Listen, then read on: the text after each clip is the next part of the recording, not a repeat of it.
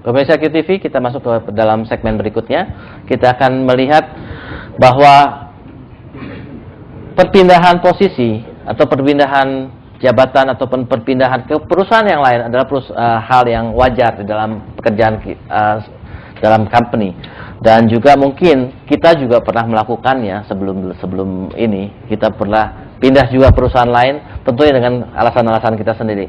Maka kita ingin tahu dari berdasarkan pengalaman Ibu Mariko yang sering mengatur perpindahan satu orang ke company yang lain untuk melihat sebenarnya apa sih yang membuat seseorang itu pindah ke perusahaan yang lain. Karena seringkali seorang karyawan yang pindah ke perusahaan lain dilakukan exit interview oleh perusahaannya. Kenapa sih Anda pindah? Jarang sekali yang jujur, ya. Tetapi waktu ditanya oleh recruitment company, kenapa Anda mau pindah? Alasannya banyak. Lebih terbuka kepada recruitment company dibandingkan exit interview. Karena itu maka bank datanya ada pada Ibu Mariko ini. So, what is the most common reasons of people to quit from one company and want to move to another company? Okay, let me explain this one question in bahasa ya.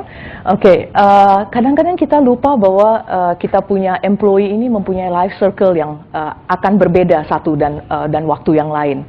Jadi pada waktu umur 20, 25, 30 tahun sebelum waktu mereka single, mereka ingin sekali kerja lebih dari let's say 14 jam sehari, 15 jam sehari. Mereka mau kerja keras sekali dan kemudian mereka ingin dapatkan returnnya cepat sekali, begitu, at the same time. Kemudian juga dia ingin sekali membuang waktunya untuk invest kepada dirinya sendiri. Dia bisa untuk dia masuk ke S2 nanti suatu saat, MBA, atau dia sendiri akan menjadi entrepreneur one day. Tapi kita tidak kadang-kadang lupa when we are recruit them di waktu umur 20 itu, akhirnya tahun bergulir dan kemudian mereka sudah punya keluarga. Kalau suami sudah punya istri, punya anak 1, 2, 3, 4, 5, saya tidak tahu ya Pak ya. Okay? And then they want to spend their time more with the family. They don't want to spend anymore on the road. Let's say from Jakarta Selatan terus kemudian let's say ke Tangerang atau ke Cibitung atau whatever ya yang 1 jam 2 jam that you take your time. Karena takut dimarahin istri. Karena dimarahin, ya betul sekali ya. Oke. Kemudian mereka juga pakai waktunya Sabtu Minggu biasanya untuk belajar, kemudian untuk lebih banyak berhubungan dengan para koleganya di perusahaan sebelumnya ini.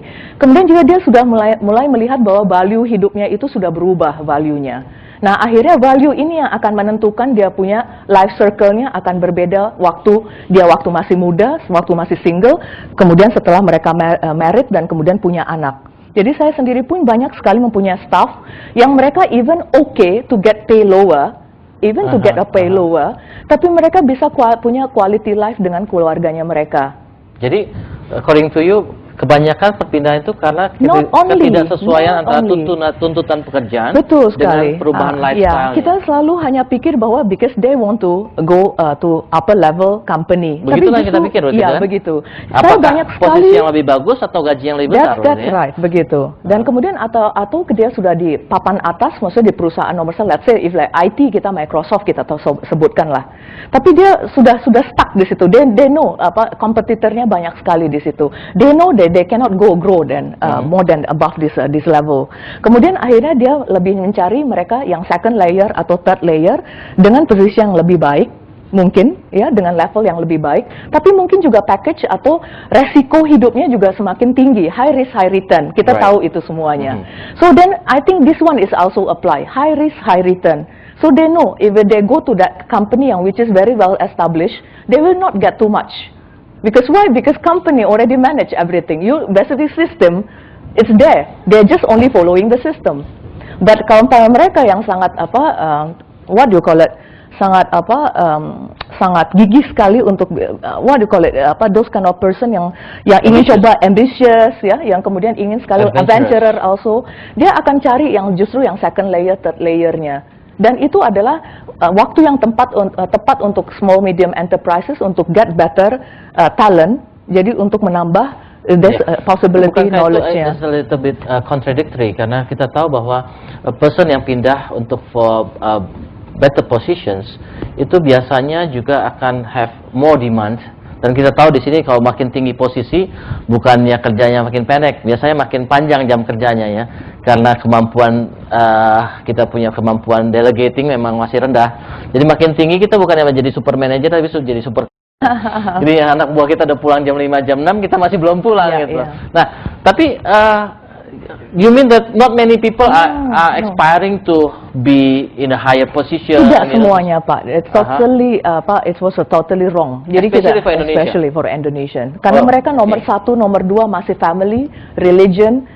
You can check, 100 questionnaire that you go, kasih ke national staff Anda, how many people they come back to you and then they say, my job is number 1 priority. Belum tentu, Pak. Belum tentu. But if you go to Japan and then you give the questionnaire 100 go back and then say it that my job is number 1. Karena job itu adalah dia bisa menjaga kesejahteraan keluarganya. Dan kita di sini mungkin masih belum sampai ke situ ya. Perusahaan itu masih belum bisa menjaga sampai the rest of the employees life begitu. Okay. So don't you think that sebenarnya itu bagus juga karena memang buat those people who are not willing to invest more of their time in the companies, it means that if they want to leave, we can get other people who are more committed to companies, committed to work more for the company. Okay. Jadi dengan demikian ada natural selection, ya. Memang yang akhirnya yang those people yang memang tidak komit untuk lebih banyak bekerja itu akhirnya in the lower positions. Yeah, that's true. Ya, betul. Jack Welch always saying 20%, 30% turnover itu must, you should have that. Iya. Karena kalau tidak, dan company tidak akan pernah fresh. Tadi kita dengar dari Pak Handoko bahwa salah satu yang digunakan adalah bonus, so that they can stay at least for another year lah begitu ya.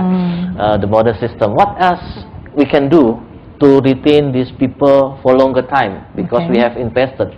Apalagi kalau kita tahu kita punya employee who are bright, yang lebih pintar, yang lebih potensial, itu yang paling cepat pindah. Karena satu, dia lebih ambisius, pengen cepat mendapat posisi yang lebih tinggi. Kedua, memang dia paling diincar oleh market kan. Sehingga justru orang-orang inilah yang paling move a lot ya. What do you think? What we can do to keep them in our company? Most of the candidates that or those employees that who like to change their job, when we are having the interview, most of them they're saying that I don't know what I'm going to expect in this company. Jadi very simple communication is like suami istri and pacaran ya, boyfriend and girlfriend. When you don't talk with your girlfriend and boyfriend and saying that what kind of relation that we are going to attend it. What kind of relation yang kita akan kita cari another 2-3 years, I believe that your relation also will be cracked also, definitely pasti. Tapi kalau kita sudah ada suatu perjanjian, another 2-3 years, you might become our CFO, but if your key KPI is this and this. Okay. Ada communication levelnya di situ. But unfortunately, those kind of conversation itu never done. So the clarity of the clarity, yes. Yeah. So they come with their own assumption. So the assumption, I cannot grow more than this. But the other side of the top level actually wanted them to become one day to replace me as one day as a senior chief or whatever. But also happen in many companies that they give a lot of promises, but when the time comes, they don't deliver a promise. I mean, 3 years from now, you'll become our senior manager. You will heading the marketing department, but after 3 years, you're still the junior manager. I think this is what the habit yang kata Bapak tadi, bukan korupsi ya, tetapi this kind of lying. Management actually just only can be seen that what kind of words yang dia kasih keluar every time, is it can be rely on or not. But every time they see the seniors or the colleagues-nya is a bit been what do you call it, the promising-nya tidak di situ. So then of course then they will say, then that's nothing that I can expect from this company. So I think this kind of statement, this kind of agreement that we are doing or we are making in our organization should be kept very confidential, and then should be constantly be doing. I think this is what I can advise you also, because basically human is human, And so whatever that you say talent is just only like a girlfriend or boyfriend. If you want to keep them, then what you have to do, nurture them. That's it aja. You kasih pupuk, you kasih tumbuhan, you kasih pupuk, you kasih air, you know. What you kasih lagi? Ice cream? Okay, I don't know. Okay. So then I think that's the only thing ya. Yeah. Okay. So I think sama seperti Mariko ini sering mengibaratkan pekerjaan dengan pacaran itu ya. Sama seperti pacaran juga kali ya, bahwa biasanya orang tidak menikah pada pacaran yang pertama gitu ya.